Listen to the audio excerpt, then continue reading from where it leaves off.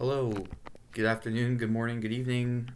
Today I'm going to be giving my practice assignment 5 presentation on constructive grounded theory for chapter 15. So constructive grounded theory it aligns well with understanding how young adults construct meaning and engagement through social media.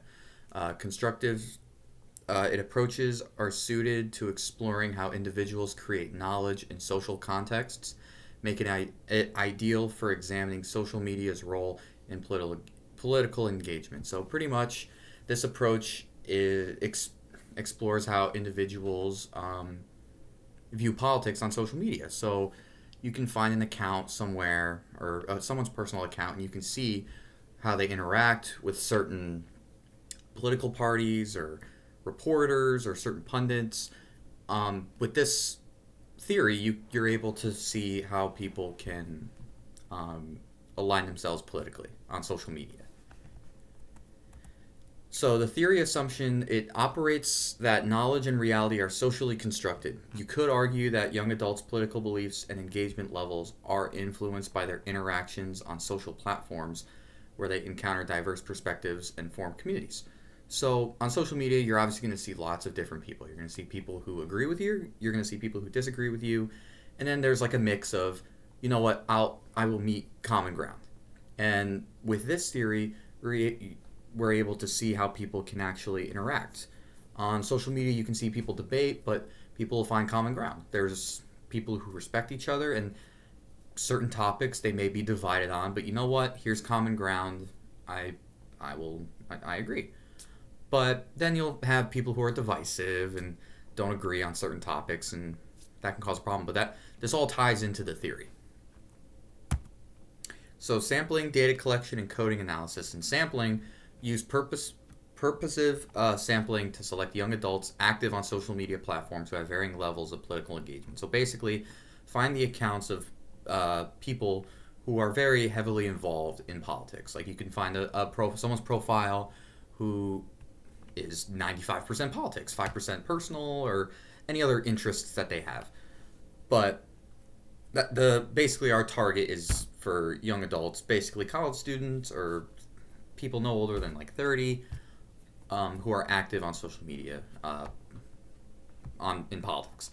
Data collection, conduct in-depth interviews or focus groups where participants discuss their political interactions on social media.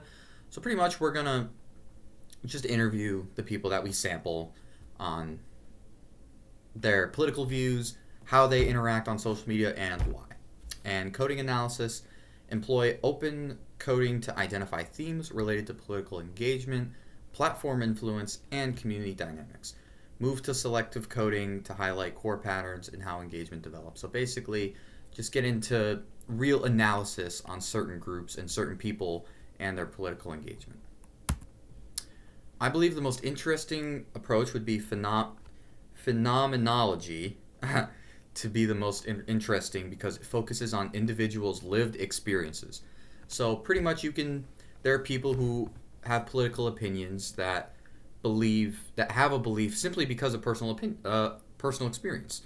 There are people who, let's say, are working class and groceries are expensive. Well, that's a personal experience. I'm experiencing every day or every couple days I need to go to the store to buy groceries for my family. It's a bit expensive.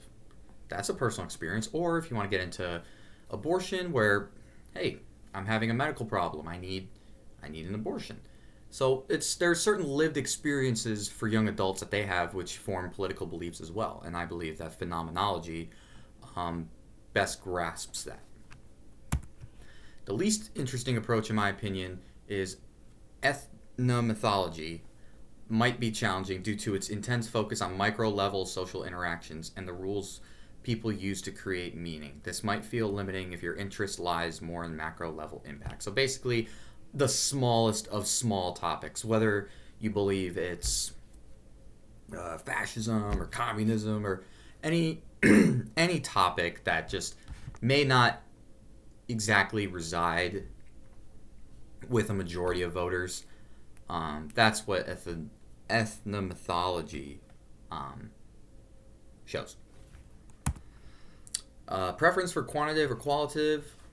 If you're leaning toward typo, if you're leaning toward qualitative research, it's likely because this method enables a deeper exploration of participant experiences and social dynamics that numbers alone can't capture. Which I agree with. Numbers won't exactly take into account personal experiences. Like, yeah, you can list, okay, this one had a personal experience, that one had a personal experience, but you need lived experiences. There are extending factors that need to be accounted for. And I believe the interesting and challenging aspect of Chapter 15 is researcher bias in interpreting data. This can be complex when studying something as personal and subjective as political engagement on social media, where individual biases could influence coding and theme identification. I believe we do have a bit of a bias problem in this country, whether there's certain news outlets who lean one way or the other way. I believe there needs to be no bias involved, but unfortunately, there's no such thing. Um, and yeah, I believe that that's a challenging aspect of this chapter, learning about political engagement and especially this PowerPoint.